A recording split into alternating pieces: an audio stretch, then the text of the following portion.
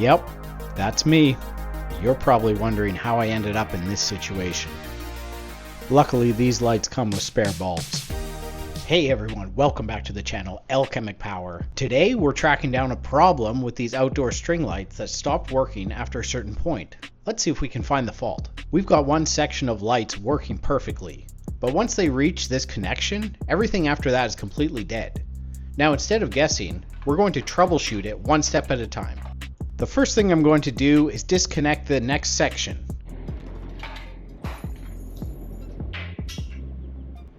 Now I'll grab an extension cord and power that section directly. Perfect, every light comes on. That tells us every string after this is working properly. The problem has to be somewhere before it.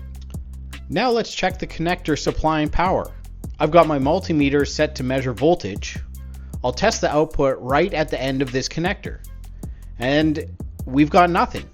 No voltage at all. That confirms this connector isn't supplying power to the next section.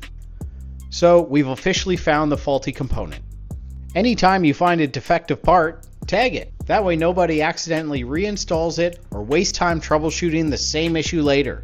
I like to tag mine NFG. If you know what NFG stands for, you're a real one. Drop it in the comments below and let's see who knows. So today's repair was pretty straightforward. Instead of replacing random parts, we isolated the circuit, tested each section individually, confirmed where the power stopped, and identified the failed component. A few minutes of troubleshooting can save a lot of time and money. Thanks for tuning in. If you enjoyed the video, please like, share, subscribe, leave a comment down below, and ring that bell so you're notified every time a new video gets released. Thanks for watching. I'll see you next Friday.